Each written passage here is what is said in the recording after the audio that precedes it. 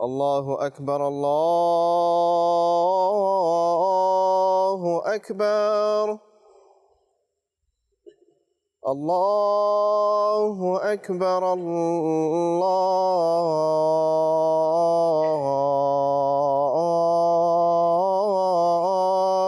أكبر. أشهد أن لا إله إلا الله.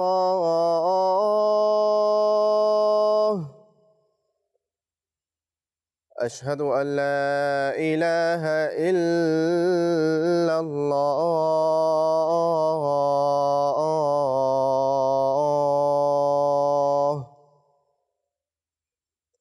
أشهد أن محمدًا رسول الله.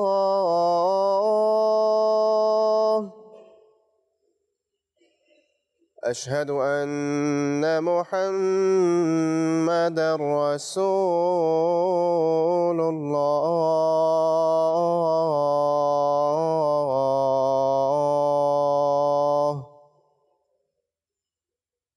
حي على الصلاة.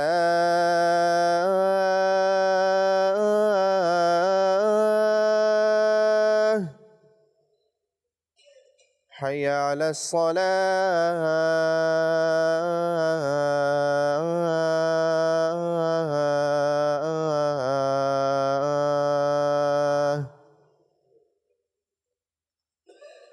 حي على الفلاح.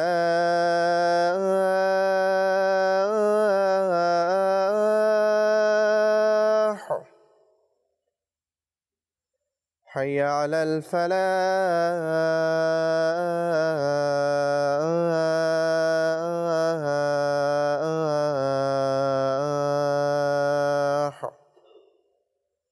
الله أكبر الله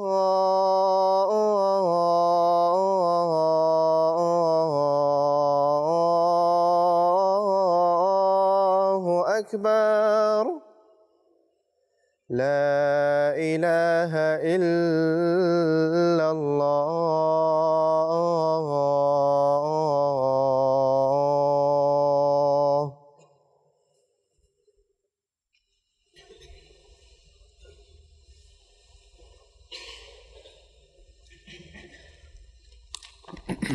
السلام عليكم ورحمة الله.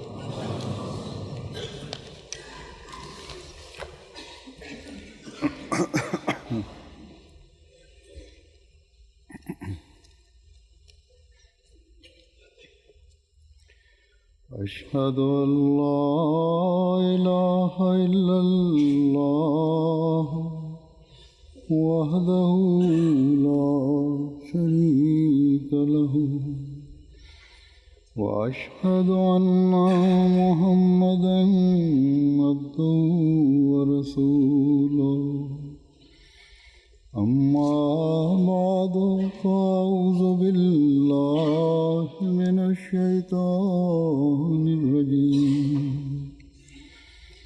بسم الله الرحمن الرحيم. الحمد لله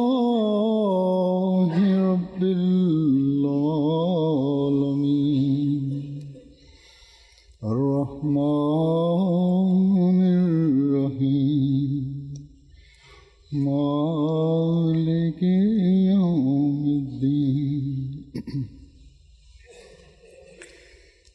إياك نعبد وإياك نستعين. اهدنا الصراط المستقيم صراط الذين أنعمت عليهم غير المغضوب عليهم ولا الضالين. وإذا سألك عبادي عني فإني قريب أجيب دعوة الداع إذا دعاني فليستجيبوا لي وليؤمنوا بي لعلهم يرشدون.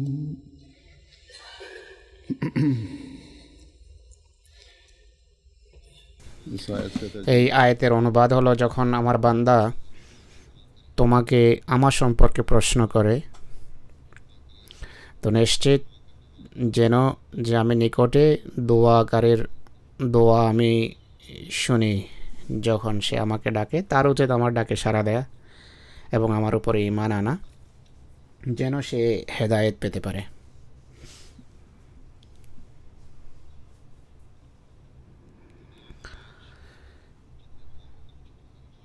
আজ পৃথিবীর ক্ষুধার দিকে যতটা ঝুঁকা প্রয়োজন, ততই মানুষ ক্ষুধা থেকে দূরে চলে যাচ্ছে। এই পৃথিবীতে বসবাসকারী মানুষ, যাদেরকে সর্বশ্রেষ্ঠ সৃষ্টি বলা হয়, এই পৃথিবীর ফাসাদ, নৈরাজ্য, বিশৃঙ্খলা থেকে বাঁচার জন্য এবং নিজেদের পরকালকে সুনিশ্চিত করার জন্য আল্লাহর সাথে যতটা সম্পর্ক দৃঢ় করা তাদের প্রয়োজন, তাদের এই সম্পর্কে ততটা শিথিলতা দেখা যাচ্ছে। আল্লাহর সাথে সম্পর্কের যারা দাবি করে তারাও এদিকে দৃষ্টি দিচ্ছে না বা এদিকে মনোযোগ দেওয়ার চেষ্টা করছে না, সচেষ্ট নয়, বা তারা জানেই না যে আল্লাহর সাথে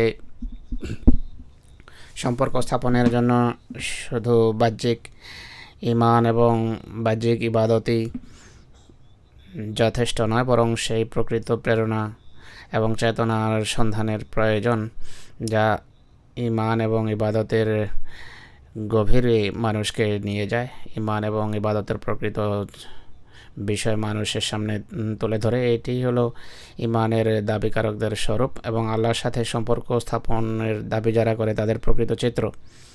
কিন্তু পৃথিবীর একটি বিরাট শ্রেণী এমন আছে যাদের সংখ্যা পৃথিবীর জনবসতির 3/4 হবে, যারা খোদার মোকাবেলায় খোদার সমকক্ষ দাঁড় করিয়ে রেখেছে, খোদার সাথে কাউকে শরিক করছে, বা হয়তো খোদার সত্তায় তাদের ঈমানই নেই। আল্লাহর সত্তাকে তারা অনেকে অস্বীকার করে বসেছে, আর শুধু নিজেরাই অস্বীকার করছে না, বরং পৃথিবীর একটি বিরাট অংশকে পথভ্রষ্ট করার হীন চেষ্টায় কোনো ত্রুটি করছে না।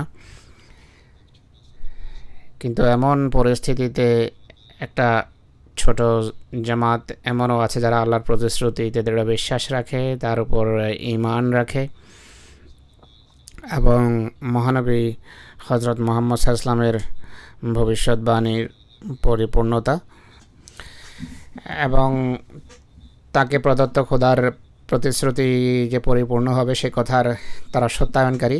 যারা এই কথার উপর দৃঢ় বিশ্বাস রাখে এবং বিশ্বাস করে যে এই যুগে যখন পৃথিবী বা পৃথিবীর মানুষ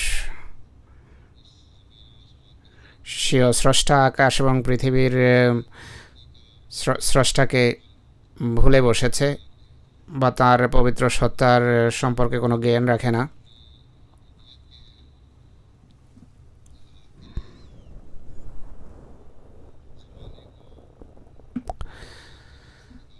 আল্লাহ তাআলা তার রুবুবিয়তের বৈশিষ্ট্য প্রকাশের জন্য পৃথিবীকে ফাসাদ এবং বিশৃঙ্খলা থেকে দূরে রাখার জন্য আর বান্দাকে খোদার নিকটতর করার জন্য যুগের এক ইমামকে পাঠিয়েছেন। সেই জামাত এবং ইমাম আল্লাহ তাআলার ফজলে আমরা আহমদীদের জামাত এবং আমাদের ইমাম। কিন্তু এই ঈমান এবং এই বিশ্বাসের উপর প্রতিষ্ঠিত হওয়াই কি যথেষ্ট যে আল্লাহ তাআলা যাকে পাঠানোর ছিল পাঠিয়ে দিয়েছেন? এখন সে আগমনকারী বা তার কয়েকজন শিষ্য বা হাওয়ারি সৃষ্টি এবং স্রষ্টার মাঝে সম্পর্ক স্থাপনা, পৃথিবীর ফাসাদ বিশৃঙ্খলা দূর করার জন্য যথেষ্ট। যদি আহমদীদের চিন্তা এটি হয়ে থাকে তাহলে আমাদের চিন্তাধারাও তাদের মতোই, যারা বাহ্যিক ঈমানের দাবি করে বা ইবাদত করার দাবি করে।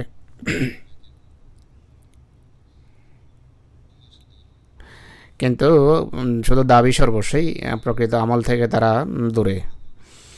আমাদের নিজেদের অবস্থাকে যদি আমরা বিশ্লেষণ না করি, যদি আমাদের খোদার সাথে আমাদের জীবন্ত সম্পর্ক না থাকে, যদি আমরা আমাদের পরবর্তী প্রজন্ম এবং পরিবেশকে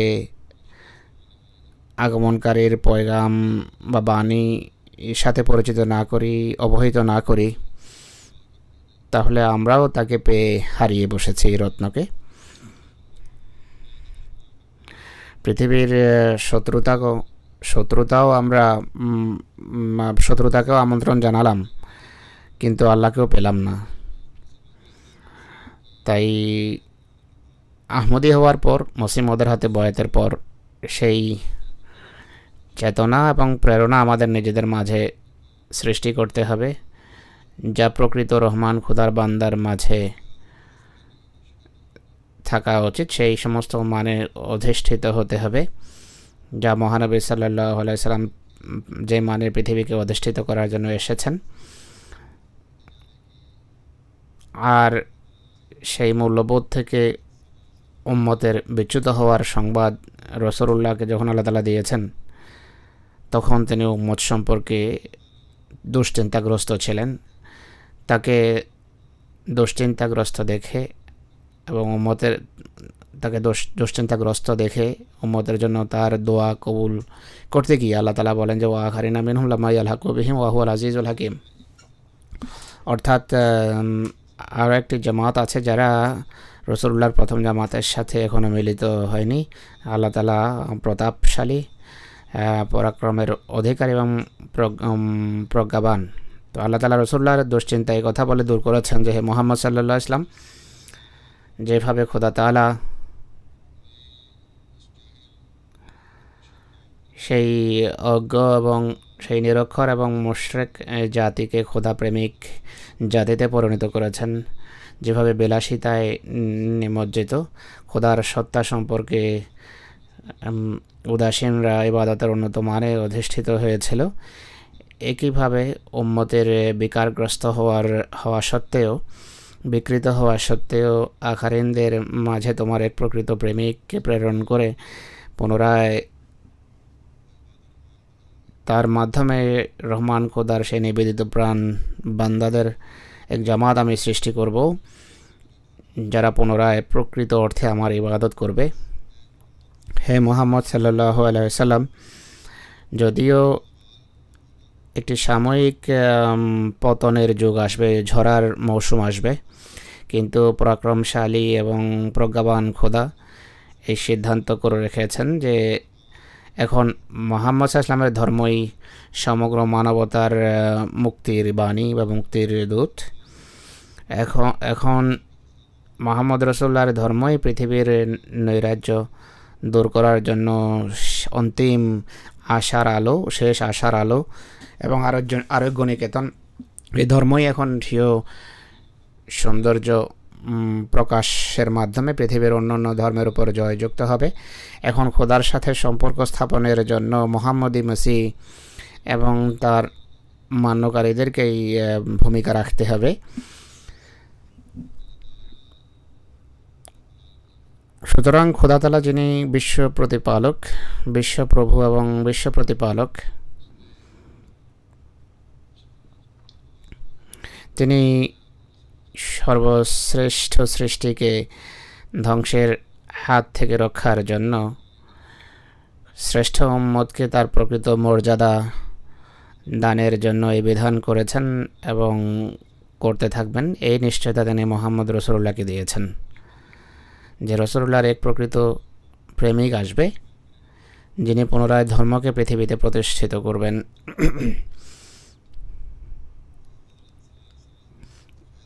কিন্তু মুহাম্মদ সাল্লাল্লাহু আলাইহি ওয়াসাল্লামের কল্যাণেই এই আগত মসিহ, প্রতিশ্রুত মসিহর আগমন হবে। হযরত মসিহ মাউদ আলাইহিস সালাম এক জায়গায় রব্বুল আলমিনের বিশ্ব প্রতিপালকের প্রতিপালনের কথা বলতে গিয়ে বলেন যে আল্লাহ তাআলা মহাপবিত্র খোদা স্বীয় উক্তি রব্বুল আলমিনে এই দিকে ইঙ্গিত করেছেন যে তিনি সব কিছুর স্রষ্টা।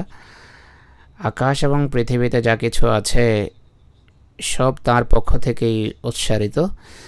আর এই পৃথিবীতে যত হেদায়েতপ্রাপ্ত জামাত বা পথভ্রষ্ট দল রয়েছে তারা সকলেই আলামিনের অন্তর্ভুক্ত। কখনো ভ্রষ্টতা, কুফর বা অবিশ্বাস, ফিসক বা অবাধ্যতা এবং ভারসাম্যতাকে পরিত্যাগের আলম বা বিশ্ব বেড়ে যায়। এক পর্যায়ে পৃথিবী অন্ধকার এবং অত্যাচারে ভরে যায়। মানুষ মহাসম্মানিত প্রতাপান্বিত খোদার পথ ছেড়ে দেয়। তারা উবুদিয়ত বা বান্দা হওয়ার প্রকৃত অর্থ বোঝে না। রুবুবিয়ত বা রবের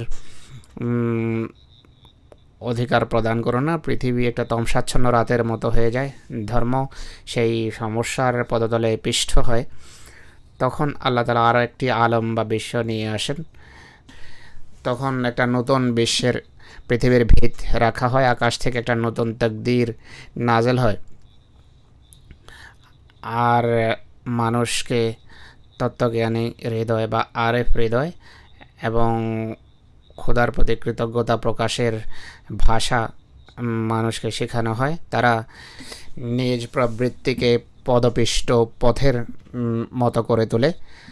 ভয় এবং আশা নিয়ে আল্লাহর দিকে ঝুঁকে এমন দৃষ্টির সাথে যা লজ্জা বোধের কারণে বিনত থাকে।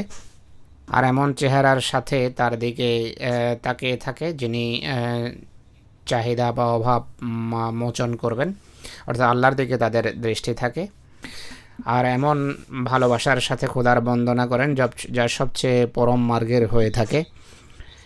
এমন সময়ে সেই সকল লোকদের একান্ত প্রয়োজন দেখা দেয় যখন ভ্রষ্টতা পরম পর্যায়ে হয়ে থাকে, অবস্থা বিকৃত হওয়ার কারণে মানুষ পশু সদৃশ হয়ে যায়। তখন ঐশিক কৃপা এবং ঐশী রহমতের দাবি হলো আকাশে এমন ব্যক্তি সৃষ্টি করা যিনি অন্ধকারকে দূর করবেন, আর ইবলিস যেই বসতি গড়ে তুলেছে আর যেই তাঁবু দাঁড় করিয়েছে তাকে ধ্বংস এবং বিধ্বস্ত করা। তখন রহমান খোদার পক্ষ থেকে ঈমান নাজেল হয় শয়তানি বাহিনীর শয়তানি সৈন্যের মোকাবেলা করার জন্য। এই শয়তানি এবং রহমানি বাহিনী যুদ্ধে লিপ্ত হয়, আর তাদেরকে শুধু তারাই দেখতে পায় যাদের আল্লাহ তাআলা দেখার দৃষ্টি দিয়েছেন। এক পর্যায়ে মিথ্যার ঘাড়ে বেড়ি পরানো হয়, আর মিথ্যার মরিচিকা সদৃশ যুক্তি হারিয়ে যায়, পালিয়ে যায়। অতএব সেই ঈমান শত্রুদের উপর জয়যুক্ত হন এবং হেদায়েত প্রাপ্ত শ্রেণীর সাহায্য করেন, হেদায়েতের পতাকা উচ্চকিত করেন। ফরেজগারির যুগ এবং তাদের সমাবেশকে জীবিত করেন। মানুষ তখন বুঝতে পারে যে কুফরের বাহিনীকে তিনি বন্দী করেছেন এবং তাদের বাঁধনকে দৃঢ় করেছেন এবং মিথ্যা এবং প্রতারণার হিংস্র প্রাণীদেরকে গ্রেফতার করেছেন, তাদের ঘাড়ে বেড়ি পরিয়েছেন, বেদাতের আবাসকে ধ্বংসস্তূপে পরিণত করেছেন এবং তাদের গম্বুজকে ভেঙে দিয়েছেন। এই মহান বিপ্লবের কথা যা হযরত মুসলিম ইসলাম বর্ণনা করেছেন, মহানবী সাল্লাল্লাহু আলাইহি ইসলামের হাতে সেই বিপ্লব এসেছে, এ কথাই তিনি বলেছেন। এটি কি ক্ষণস্থায়ী বিপ্লব?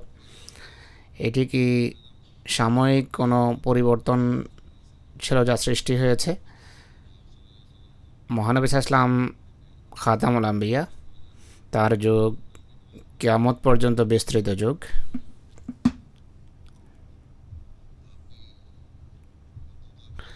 তার উম্মত কিয়ামত পর্যন্ত জয়যুক্ত থাকবে।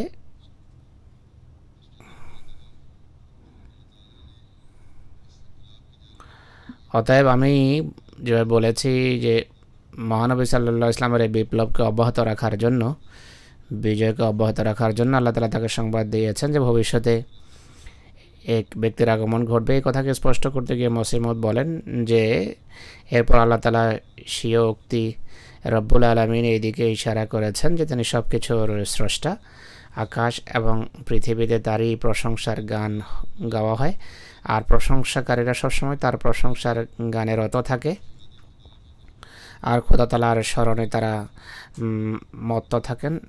এমন কোনো বস্তু নেই যা তার সবসময় তার তসবিতে রত নেই। তার কোনো বান্দা যখন কামনা বাসনার আচ্ছাদন খুলে ফেলে দেয়, কামনা বাসনার সাথে সম্পর্ক ছিন্ন করে খোদার ইবাদতে মগ্ন হয়, মত্ত হয়, আর সে খোদাকে চেনে জেনে যে নিজ দানে তাকে লালন পালন করেছেন, সে সর্বদা তার প্রশংসায় রত থাকে। তার পুরো সত্তা, পুরো হৃদয়, তার দেহের প্রতিটি বিন্দুকে তার ভালোবাসায় নিয়োজিত যদি করে, তাহলে সে ব্যক্তি সমস্ত আলামিনের বা সমগ্র বিশ্বজগতের মাঝে এক বিষয় হয়ে যায়। সেই কারণেই রব্বুল আলামিনের গ্রন্থ কোরআনে কারীমে হযরত ইব্রাহিমের নাম উম্মত রাখা হয়েছে। আর আলামিনের একটি আলম বা জগৎ, সেটিও যাতে হযরত খাতামুন নবীন সাল্লাল্লাহু আলাইহি ওয়াসাল্লাম প্রেরিত হয়েছেন। আরেকটি আলম বা বিশ্ব, সেটি যাতে আল্লাহ তাআলা সন্ধানীদের প্রতি দয়া পরবশ হয়ে সে যুগে মুমিনদের আরেকটি জামাত সৃষ্টি করবেন, আর সেদিকেই আল্লাহ তাআলা স্বীয় উক্তি লাহুল হামদু ফিল উলা ওয়াল আখিরাতে ইশারা করেছেন। এই আয়াতে আল্লাহ তাআলা দুজন আহমদের কথা উল্লেখ করেছেন। দুজন আহমদের কথা উল্লেখ করে উভয়কে তার অকুল নেমত বা অশেষ নেমত আখ্যা দিয়েছেন। দুজনের মাঝে প্রথম আহমদ হলেন আমাদের নবী, মনোনীতদের নেতা হজরত মুহাম্মদ সাল্লাল্লাহু আলাইহি ওয়াসাল্লাম। দ্বিতীয় আহমদ হলেন শেষ যুগের আহমদ, যার নাম আল্লাহ তাআলার পক্ষ থেকে মসিহ এবং মাহদিও রাখা হয়েছে। এই কথা আমি খোদার উক্তি আলহামদুলিল্লাহ রাব্বিল আলামিন থেকে উদ্ঘাটন করেছি। প্রত্যেক চিন্তাশীলকে এটি নিয়ে ভাবা উচিত। তার বই এজাজুল মসিতে তিনি এই কথাগুলো লিখেছেন, উভয় উদ্ধৃতি এই বই থেকে নেওয়া হয়েছে। অতএব কামেল বান্দার কামেল অনুসরণ এবং কামেল আনুগত্য এবং তার প্রতি পরম ভালোবাসার কল্যাণে কামনা বাসনার পোশাক ছুঁড়ে ফেলে দেওয়ার কারণে, কামনা বাসনার আবরণ খুলে ফেলার বা ছুঁড়ে ফেলে দেওয়ার কল্যাণে খোদার পবিত্র সত্তায় বিলীন হওয়ার কারণে আল্লাহ তাআলা শেষ যুগে প্রতিশ্রুত মসিহ বা মসিহ মওউদকে প্রেরণ করেছেন, যিনি পুনরায় খোদা প্রেম এবং খোদার ইবাদতের বা দাসত্বের প্রকৃত পথ এবং রীতি শিখিয়েছেন। আমি যেভাবে বলেছি, মহানবী সাল্লাল্লাহু আলাইহি ওয়াসাল্লামের মাধ্যমে আল্লাহ তাআলা যে বিপ্লব সৃষ্টি করেছেন, খোদাকে যারা অস্বীকার করেছিল তারা এবং মুশরিক খোদা প্রেমিক মানুষে পরিণত হয়েছে। তারা পৃথিবীতে বাণীর প্রচার করেছেন, বিভিন্ন জাতি এবং বিভিন্ন দেশকে খোদার ইবাদত গুজার জাতিতে পরিণত করেছেন। কিন্তু পুনরায় খোদাকে ভুলে যাওয়া এবং বস্তুবাদিতায় নিমজ্জিত হওয়ার কারণে, সৃষ্টির উদ্দেশ্যকে ভুলে যাওয়ার কারণে তারা ঐশী নিয়ামত থেকে বঞ্চিত হয়েছে। সেই অন্ধকার যুগেও কোনো কোনো স্থানে এই আধ্যাত্মিক ধারাকে সাময়িক সীমিত পর্যায়ে অব্যাহত রাখার জন্য আল্লাহ তার নেক বান্দাদেরকে দাঁড় করিয়েছেন। কিন্তু সেই প্রভাব, সেই প্রতিপত্তি, সেই দৃঢ় কাঠামো যা মুসলমানদের ছিল, ইসলামের প্রথম যুগে খোদার সাথে যে সম্পর্কের দৃষ্টান্ত আমরা দেখি, তা হারিয়ে যায়। অতএব এখন দ্বিতীয় আহমদের মাধ্যমে বিশ্ব প্রতিপালক যে বিপ্লবের ঘোষণা করেছেন, তাকে তার মান্যকারীদেরকে জীবিত রাখতে হবে। আর যারা তা ধরে প্রতিষ্ঠিত রাখবে, জীবিত রাখবে, তারাই তার প্রকৃত মান্যকারী। রহমানের বান্দা আমাদেরকে হতে হবে। আর আল্লাহর কাছে সাহায্য চেয়ে রহমানের বান্দা আমাদেরকে বানাতে হবে। তাহলেই আজ আমরা অন্যান্য মুসলমান থেকে ভিন্ন হওয়ার দাবি করতে পারি। নতুবা আমি যাই বলেছি যে শুধু ইমানের দাবি করা কোনো অর্থ রাখে না, যার সুবাদে অন্যদের থেকে আমরা স্বতন্ত্র ভাবতে পারি বা মনে করতে পারি। হযরত মুসলিম ইসলাম এসেছেন এবং ইসলামের পুনর্জাগরণের মহান কাজ করে গেছেন। তিনি আল্লাহ ইসলামের সাহাবাদের ভিতর রহমানের সেই বান্দা সৃষ্টি হয়েছেন যারা রোয়া এবং দিব্য দর্শনের অভিজ্ঞতা রাখতেন। এমন মানুষ সৃষ্টি হয়েছেন যারা খোদার প্রকৃত দাসত্ব করেছেন। অতএব যদিও মসিমদের মাধ্যমেই আখারিন সম্পর্কিত ভবিষ্যৎবাণী পরিপূর্ণতা লাভ করেছে এবং তার সাহাবাদের মর্যাদা পেয়েছেন যারা পূর্ববর্তী সাহাবীদের জামাতের সাথে মিলিত হয়েছেন, কিন্তু এই নিজাম এবং জামাতের উন্নতির এই ভবিষ্যৎবাণী কিয়ামত পর্যন্ত অব্যাহত থাকবে। আমরা যেটি উল্লেখ করি শুধু উল্লেখেই যথেষ্ট নয়, আমাদেরকে এই মহান বিপ্লবের অংশ বা অংশীদার হওয়ার জন্য আমাদের দায়িত্ব কী তা বুঝতে হবে। শুধু পূর্বসূরীদের উন্নত আচরণ দেখে আমরা সন্তুষ্ট থাকতে পারি না, সে ধারা অব্যাহত রাখতে হবে যা বিপ্লব হিসেবে বিপ্লব রূপে মসিমদের সাহাবীদের জীবনে আমরা দেখতে পাই। আজ পৃথিবীকে বিপদ আপদ থেকে রক্ষার জন্য আর খোদার সাথে তাদের সম্পর্ক স্থাপনের দায়িত্ব প্রত্যেক আহমদীর কাঁধে বর্তায়। এই লক্ষ্যে যতক্ষণ পর্যন্ত ব্যক্তিগত সমষ্টিগতভাবে দায়িত্ব পালন না করব, প্রত্যেক ব্যক্তির নিজ নিজ দায়িত্ব অনুধাবন করতে দায়িত্ব পালনের চেষ্টা না করব, আমরা দ্বিতীয় আহমদের প্রকৃত মান্যকারীদের গণ্ডিভুক্ত হতে পারি না, আর সেই দায়িত্ব পালিত হতে পারে না যতক্ষণ পর্যন্ত আমরা আমাদের ইবাদতের উন্নত মানে আমরা অধিষ্ঠিত না হব। আল্লাহর সে বান্দা হওয়ার যদি আমরা চেষ্টা না করি যারা ফালিয়াস্তাজিবুর ব্যবহারিক স্বাক্ষর রাখবে, যারা ওয়ালিয়ুমিনুর ব্যবহারিক চিত্রে পরিণত হবে।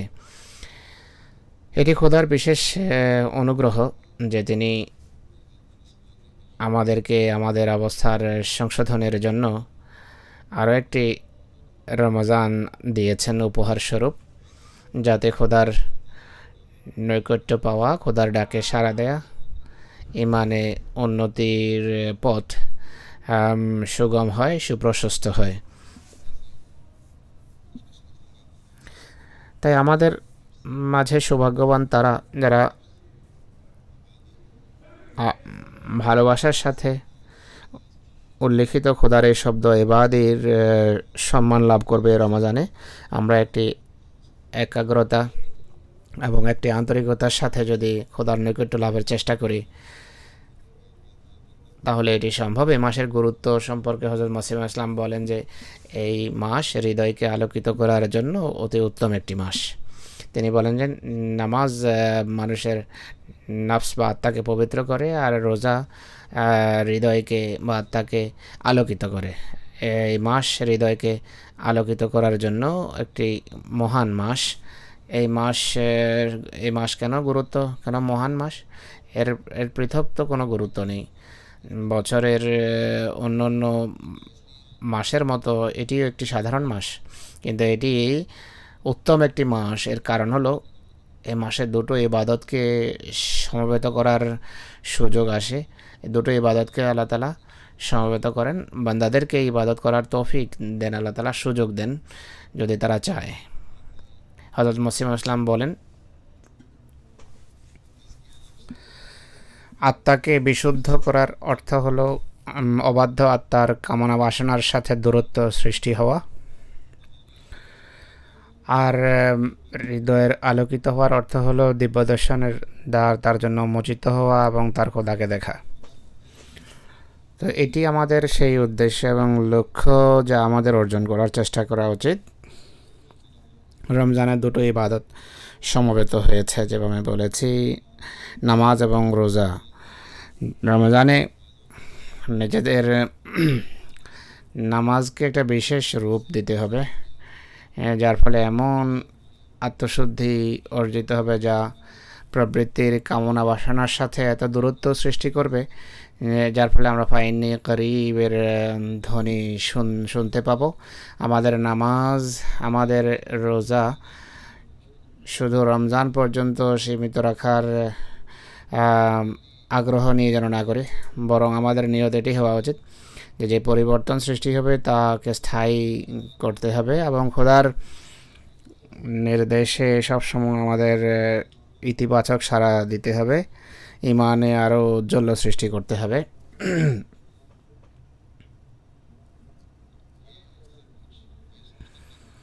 সব কিছু এই চেতনার সাথে করতে হবে যে আজ আমাদের অস্তিত্বের নিশ্চয়তা খোদার প্রকৃত বান্দা হওয়ার মাঝে নিহিত, আর পৃথিবীর অস্তিত্বের নিশ্চয়তাও এর মাঝে নিহিত। আমরা নিজেরা যদি অন্ধকারে নিমজ্জিত থাকি, পৃথিবীকে কিভাবে রাস্তা দেখাতে পারবো? আমরা যদি এবাদী শব্দের গভীরতা সম্পর্কে অবহিত না হই, তাহলে অন্যদেরকে আল্লাহর বান্দা হওয়ার জন্য কিভাবে পথ দেখাবো? আমি যেভাবে বলেছি, এই যুগে আল্লাহ তাআলা হজরত মসিহ মউদ আলাইহিস সালামকে সেই কাজকে এগিয়ে নিয়ে যাওয়ার জন্য পাঠিয়েছেন, যে এই কাজ সহকারে মুহাম্মদ সাল্লাল্লাহু আলাইহি ওয়াসাল্লাম প্রেরিত হয়েছেন। তবে আল্লাহর সেই সমস্ত বান্দারা যারা খোদাকে পাওয়ার বাসনা রাখত, তারা মুহাম্মদ রাসূলুল্লাহকে যে প্রশ্ন করেছিলেন, একই প্রশ্ন তার প্রকৃত প্রেমিকের কাছে পৃথিবী করেছে। তিনি তাদেরকে আত্মসংশোধন এবং খোদার নৈকট্য লাভের রীতি শিখিয়েছেন, বুঝিয়েছেন, নিজের চতুর্পাশে এক জামাত সমবেত করেছিলেন। একই প্রশ্ন আজকে পৃথিবী মুমিনদের জামাতের কাছে জিজ্ঞেস করছে। অতএব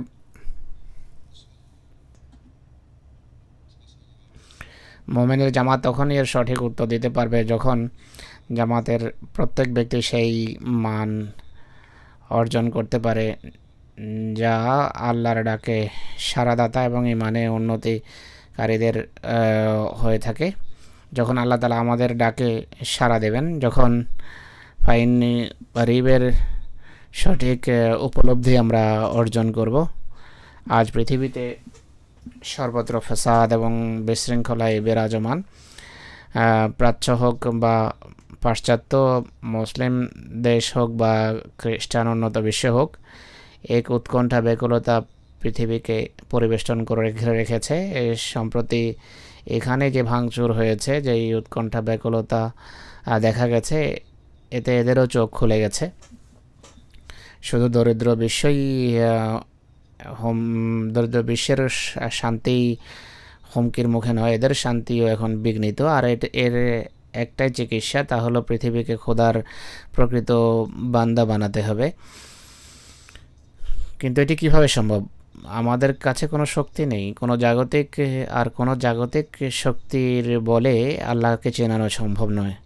পৃথিবীর অবস্থার সংশোধনের একটাই রাস্তা আছে, যা এই যুগের ইমাম আমাদেরকে শিখিয়েছেন, অর্থাৎ এই মুক্তির বাণী, শান্তির বাণী পৌঁছাও। আর এর পাশাপাশি আল্লাহর কাছে দোয়ার মাধ্যমে সাহায্য চাও, দোয়ার উপর জোর দাও। চেষ্টার পাশাপাশি দোয়ার উপর বেশি নির্ভর করো। কিন্তু যেভাবে আমি পূর্বেই বলেছি, আল্লাহর সাহায্য এবং দোয়া তাদের লাভ হয়, দোয়া তাদের গৃহীত হয় যারা আল্লাহর নির্দেশাবলী মান্যকারী এবং আল্লাহর সত্তায় দৃঢ়ভাবে বিশ্বাস রাখে। দোয়া গৃহীত হওয়ার কিছু রীতি মসিহ ইসলাম আমাদেরকে শিখিয়েছেন, তার কতক আমি সংক্ষেপে আপনাদের সামনে উপস্থাপন করছি। কোন কোন কথায় সাড়া দিলে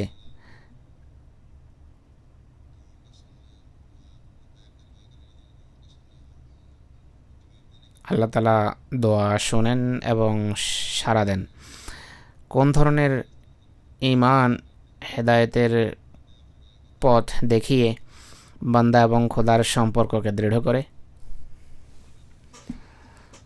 হযরত মসিহ ইসলাম একটি শর্ত যা উল্লেখ করেছেন, তা হলো তাকওয়ার উপর প্রতিষ্ঠিত হওয়া।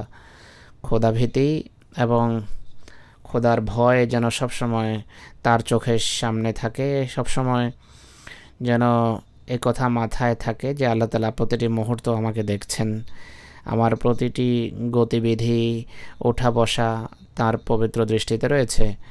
আমার কোনো কর্ম খোদাকে এমন যেন না হয় যা খোদাকে অসন্তুষ্ট করতে পারে। দৈহিক অঙ্গ প্রত্যঙ্গও যেন খোদার নির্দেশ অনুসারে কাজ করে। আর আমার সমস্ত চরিত্র এবং সৃষ্টির সাথে আমার সম্পর্ক যেন খোদার নির্দেশ সম্মত হয়। আর এটি প্রকৃত তাকওয়া। মানুষের নিজের চোখ, কান, জিহ্বা, হাত, পা সব প্রতিটির সেইভাবে কাজ করা উচিত যেভাবে কাজ করা খোদার দৃষ্টিতে পছন্দনীয়। আর এটি তখনই সম্ভব যদি খোদার পবিত্র সত্তার উপর কামেল এবং নিখুঁত বিশ্বাস থাকে। হজরত মসিহ মওউদ আলাইহিস সালাম তাই একটি গুরুত্বপূর্ণ কথা এটি বলেছেন যে দোয়া গৃহীত হওয়ার জন্য খোদার পবিত্র সত্তার উপর কামেল এবং দৃঢ় বিশ্বাস থাকতে হবে। আর খোদা আছেন এ কথার উপর বিশ্বাস, আর এই আকাশ এবং পৃথিবী আর এই বিশ্বজগৎ আর প্রত্যেক বস্তু আমরা তার জ্ঞান রাখি বা না রাখি, সব কিছুর এক স্রষ্টা আছেন, খোদা রয়েছেন। শুধু স্রষ্টাই নন, বরং তিনি সর্বশক্তির আধারও বটে। তিনি সকল শক্তি এবং ক্ষমতার উৎসস্থলও বটে। তিনি যা সৃষ্টি করেছেন তাকে ধ্বংস করারও শক্তি রাখেন। তিনি যা ইচ্ছা সৃষ্টি করার পুরো শক্তি রাখেন। তিনি জীবনদাতা এবং মৃত্যুদাতাও। মৃতদের তিনি জীবন দিয়ে থাকেন, আবার জীবিতদের তিনি মৃত্যু দেন। দোয়ার কল্যাণে তিনি এমন বিপ্লব সৃষ্টি করতে পারেন যা মৃতদের মাঝে নতুন প্রাণ সঞ্চার করতে পারে। আর যদি এই বিশ্বাস থাকে যে তিনি আমাদের দোয়া গ্রহণ করার পুরো শক্তি রাখেন, দোয়া কবুল করার পুরো শক্তি তার রয়েছে এবং দোয়া তিনি কবুল করে থাকেন, আর সেই দোয়া কবুল করেন যা কবুল করা তিনি উচিত মনে করেন। তিনি বলেন যে আল্লাহ তাআলা যেই দোয়াকে কবুল করা আবশ্যক মনে করেন তাই কবুল করেন। দোয়া গৃহীত হওয়ার আরেকটি আবশ্যকীয় বিষয় হলো দোয়া বিগলিত চিত্তে হওয়া উচিত। শুধু কয়েকটি বাক্য উচ্চারণ করে নামাজ শেষ করবে না, বরং এক বিগলিত চিত্তে হৃদয়ে গলা উচিত। চোখ থেকে অশ্রু প্রবাহিত হওয়া আবশ্যক, যা এই চিন্তা এবং চেতনার সাথে প্রবাহিত হবে যে আল্লাহ তাআলাই শেষ আশ্রয়স্থল, যিনি আমার দোয়াকে গ্রহণ করেন। একটি ব্যাকুলতা, একটি উৎকণ্ঠা ছেয়ে যাওয়া উচিত। আর এই উৎকণ্ঠা থাকা উচিত যে ইনি শেষ আশ্রয়স্থল। যদি এটি না হয় তাহলে আমার ইহ এবং পরকাল সব কিছু ধ্বংস হবে। মসিমাত বলেন যে দোয়ার সময় এই অবস্থা হৃদয় বিরাজমান থাকা উচিত। আর দোয়া গৃহীত আরেকটি শর্ত হলো বিনয়। বিনয়ই মানুষকে খোদার নৈকট্য দিয়ে থাকে। সে কারণে হযরত মুসলিম আসলাম এক জায়গায় বলেন, নিজেকে সবার তুলনায় নিকৃষ্ট মনে করো, আর এভাবে হয়তো খোদার সাথে তোমার সাক্ষাৎ হয়ে যেতে পারে। পরম বিনয় যদি অবলম্বন করো, নিজেকে সবচেয়ে যদি হেয় এবং তুচ্ছ মনে করো, সকল অহংকার থেকে যদি নিজেকে মুক্ত করো, তাহলেই খোদার সাথে সম্পর্ক সৃষ্টি হওয়ার সম্ভাবনা দেখা দিতে পারে। নতুবা অহংকারী কখনো খোদার নৈকট্য পেতে পারে না। আর খোদার দিদার, সাক্ষাৎ এবং নৈকট্য যদি লাভ না হয় তাহলে দোয়াও গৃহীত হতে পারে না। হজরত মসিহ মওউদ আলাইহিস সালাতু ওয়াস সালাম এক জায়গায় বলেন, যে দোয়া বিনয়, উৎকণ্ঠা এবং পরাজিত চিত্তে করা হয় তা খোদা তাআলার কৃপাকে আকর্ষণ করে, যা গৃহীত হয়ে মানুষকে চূড়ান্ত লক্ষ্যে পৌঁছায়। কিন্তু সমস্যা হলো এটিও খোদার বিশেষ অনুগ্রহ ছাড়া অর্জন হয় না। তিনি বলেন যে প্রকৃত দোয়ার জন্য দোয়ারই প্রয়োজন। প্রকৃত দোয়ার তৌফিক পাওয়ার জন্য দোয়া করা প্রয়োজন। মানুষের অনুপাত দোয়া করা উচিত যে আল্লাহ আমার জন্য দোয়ার তৌফিক পাই, অর্থাৎ গ্রহণযোগ্য দোয়ার জন্য দোয়া করা প্রয়োজন। যদি এই চেতনা থাকে তাহলে দোয়ার প্রতি ঔদাসীন্য এবং নেক কর্মের সাথে দূরত্বের প্রশ্নই ওঠে না। সেই সমস্ত কর্মের সাথে দূরত্বের প্রশ্নই ওঠে না যা করার আল্লাহ তাআলা নির্দেশ দিয়েছেন। হযরত মুসলিম ইসলাম আরও বলেন যে অন্যত্র বলেন যে মহাসম্মানিত আল্লাহ সৃষ্টির কল্যাণের জন্য যেই দরজা খুলেছেন তা হলো দোয়া। কোনো ব্যক্তি যখন আকুতি মিনতির সাথে দোয়া করে এবং এই দ্বারে প্রবেশ করে, তখন মহাসম্মানিত আল্লাহ তাকে পবিত্রতার চাদরে আবৃত করেন। তার মাহাত্ম্য তার হৃদয়ে এতটা ছেয়ে যায় যে সে বাজে এবং বৃথা কর্ম থেকে বহু দূরে অবস্থান করে। অতএব সৌভাগ্যবান তারা আকুতি মিনতির সাথে হৃদয়কে পবিত্র করত, দুনিয়ার বৃথা কার্যকলাপ থেকে নিজেকে মুক্ত রেখে খোদার সেই সকল নৈকট্যপ্রাপ্ত বান্দাদের অন্তর্ভুক্ত হয় যাদের হৃদয়ে খোদা তাআলা স্বীয় মাহাত্ম্য ফুৎকার করেন। তাদেরকে পাপ থেকে তিনি দূরে সরিয়ে নেন।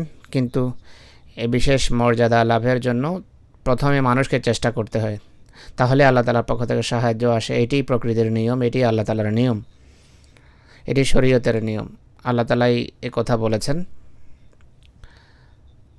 এরপর দোয়া গৃহীত হওয়ার জন্য খোদার নির্দেশাবলীর একটি গুরুত্বপূর্ণ নির্দেশের কথা পূর্বে উল্লেখ করা হয়েছে, তা হলো আল্লাহর অধিকার এবং মানুষের অধিকার প্রদান করা। হযরত মসিহ ইসলাম এই সম্পর্কে বলেন যে তোমরা এমন হয়ে যাও যে সৃষ্টির অধিকারও যেন উপেক্ষিত না হয় আর খোদার অধিকারও স্মরণ রেখো। যে সৃষ্টির অধিকারকে পদদলিত করে তার দোয়া গৃহীত হবে না, কেননা সে অত্যাচারী, সে জালেম।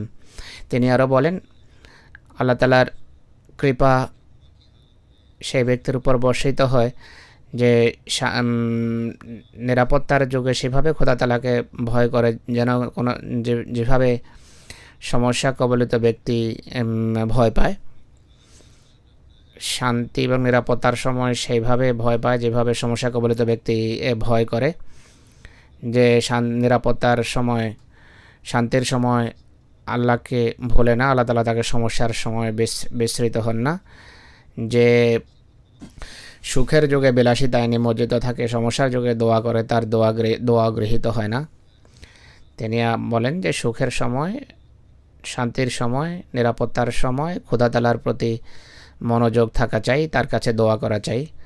এটি দোয়া গৃহীত হওয়ার রহস্য। আল্লাহ তাআলা যে বলেছেন যে আমার কথা মানো, এইটি সেই কথাগুলোর একটি। সর্বাবস্থায় তার কাছে দোয়ারত থাকো, শুধু দোয়ার মাসে নয়, শুধু রমজান মাসে নয়, কোনো সমস্যার সময় নয়, সমস্যার মুহূর্তে নয় কেবল, বরং সকল সাধারণ অবস্থায়, সুখের যুগে, নিরাপত্তার যুগে তার কাছে দোয়া করো। তিনি আরও বলেন দোয়া গৃহীত হওয়ার জন্য আরেকটি আবশ্যকীয় বিষয় হলো মানুষের নিজের ভিতর পবিত্র পরিবর্তন আনয়ন। যদি পাপ থেকে আত্মরক্ষা করতে না পারে, আল্লাহর সীমাকে লঙ্ঘন করে, তাহলে দোয়ায় কোনো প্রকারের কার্যকারিতা থাকে না। অর্থাৎ আল্লাহ তাআলা যে বলেন যে ফালিয়াস্তাজিবু লি, অর্থাৎ আমার ডাকে তাদের সাড়া দেওয়া উচিত, লাব্বাইক বলা উচিত। সেই সমস্ত কথা খতিয়ে দেখতে হবে, খুঁজতে হবে, যা করার জন্য আল্লাহ নির্দেশ দিয়েছেন, যেন এমন সেই কাজ করে মানুষ খোদার নৈকট্য পেতে পারে। আর সেই সমস্ত কথা সন্ধান করে সেই সকল কাজ এড়িয়ে চলতে হবে যে আল্লাহ তাআলা এড়িয়ে চলার নির্দেশ দিয়েছেন। আর এমন নির্দেশ শত শত রয়েছে কোরআনে। হযরত মসিহ মাউদ আলাইহিস সালাম এক জায়গায় বলেন যে আল্লাহ তাআলার মাহাত্ম্য নিজেদের হৃদয়ে প্রথিত করো, তার প্রতাপকে চোখের সামনে রাখো। স্মরণ রেখো যে কোরআনে 500-এর কাছাকাছি নির্দেশ রয়েছে যেন তোমাদের সকল অঙ্গ প্রত্যঙ্গ, সকল শক্তি, সকল ওঠা বসা, গতিবিধি, চলাফেরা, সকল বয়স, সকল বুদ্ধি, মেধা এবং সকল ফিতরত এবং আধ্যাত্মিকতার সকল মানব অধিষ্ঠ ব্যক্তি এবং সমষ্টির জন্য তিনি এক আধ্যাত্মিক দাওয়াত তোমাদের করেছেন। এই দাওয়াতকে গ্রহণ করো। যত খাবার তোমাদের জন্য প্রস্তুত করা হয়েছে সব খাও, প্রত্যেকটিকে উপভোগ করো। যে ব্যক্তি সমস্ত নির্দেশাবলীর একটিকে উপেক্ষা করে, আমি সত্যি বলছি যে বিচার দিবসে সে ধরা পড়ার যোগ্য। যদি মুক্তি চাও তাহলে দিনুল আজাইজ বা এক সরল প্রাণ বৃদ্ধার যেভাবে ধর্ম অনুসরণ করে সেভাবে অনুসরণ করো এবং কোরআনী অনুশাসনকে শিরোধার্য করো। দিনুল আজাইজের অর্থ হলো ইসলামী শিক্ষা যতটা মানা সম্ভব মানার চেষ্টা করো। যদি এর আরও উন্নতি করো তাহলে আধ্যাত্মিকতার উন্নত মানে অধিষ্ঠিত হবে, কিন্তু ন্যূনতম যতটা শিক্ষা দেওয়া হয়েছে তা মানার চেষ্টা করো। তিনি বলেন যে কোরআনী শিক্ষার জোয়াল শিরোধার্য করো, কেননা দুষ্কৃতকারী ধ্বংস হবে এবং বিদ্রোহী জাহান্নামে নিক্ষিপ্ত হবে। যে বিনয়ের সাথে মাথা ঝুঁকায় সে মৃত্যু থেকে রক্ষা পাবে। বৈষয়িক স্বাচ্ছন্দ্যের লক্ষ্যে আল্লাহর ইবাদত করো না।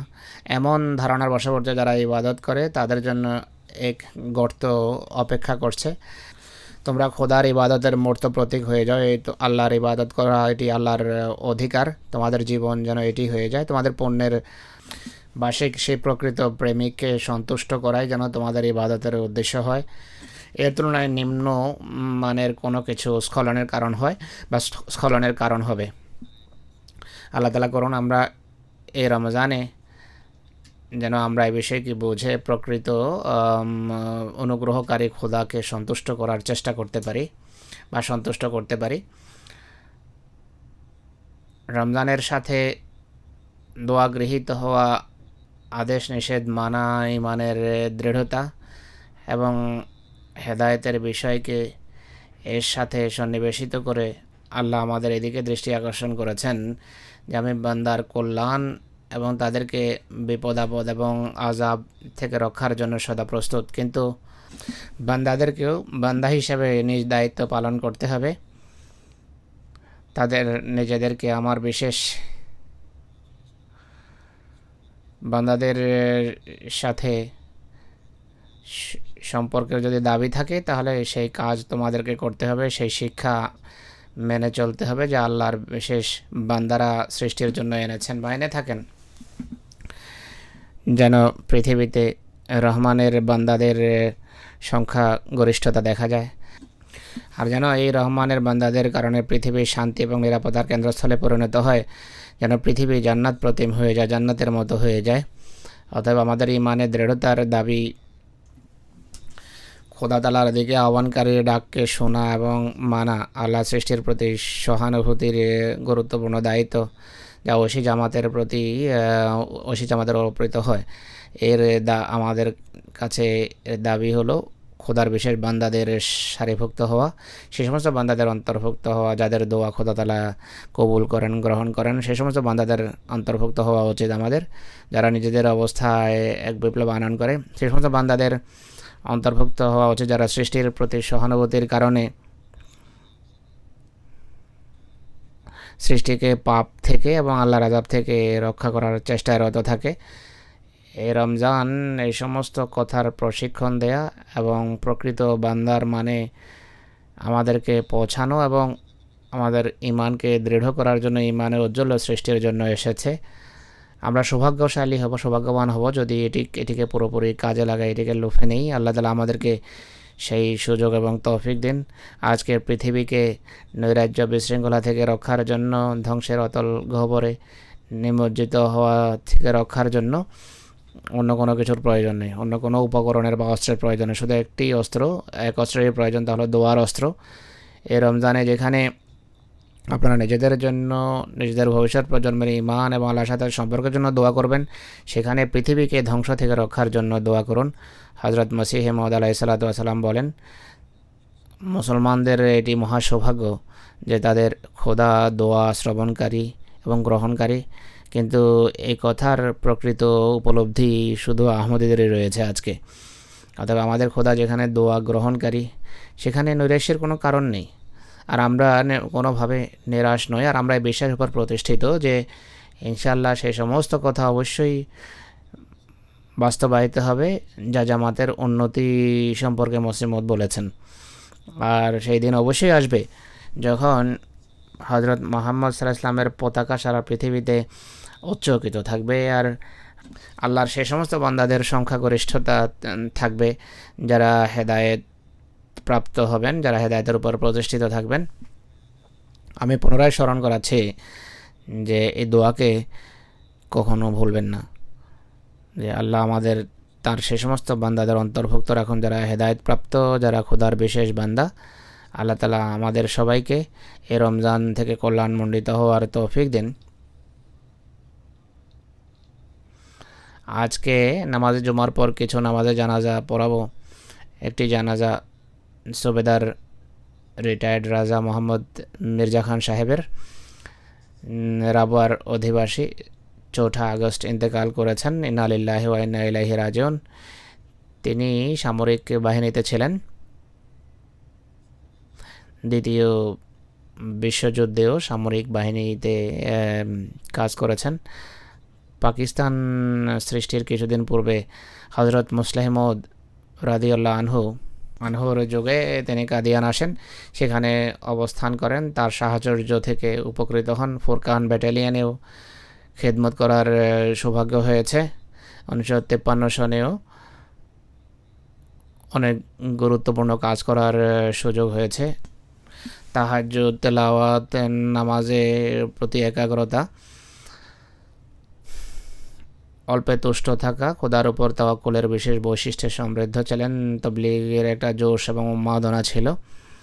খেলাফতের সাথে গভীর সম্পর্ক ছিল। সব খলিফা ওয়াক্তের সব প্রোগ্রাম মনোযোগ সহকারে শুনতেন, স্মরণ রাখার চেষ্টা করতেন। মুসি ছিলেন।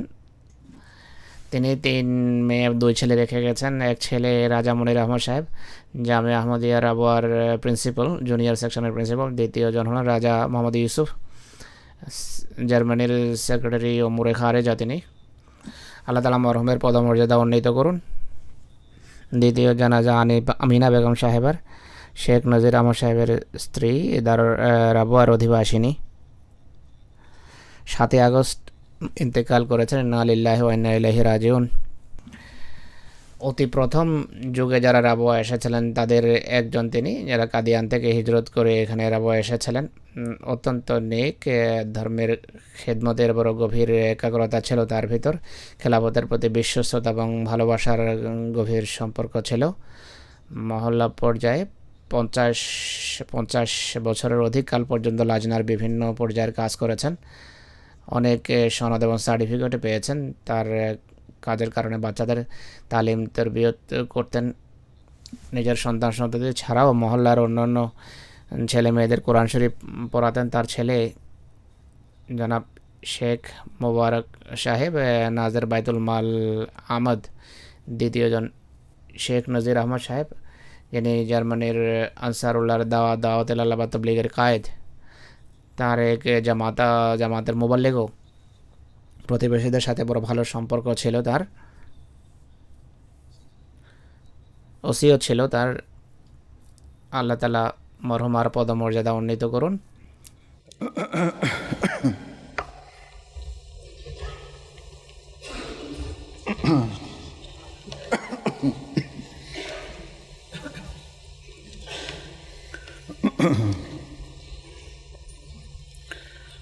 الحمد لله نحمده ونستعينه ونستغفره ونؤمن به ونتوكل عليه ونعوذ بالله من شرور أنفسنا ومن سيئات أعمالنا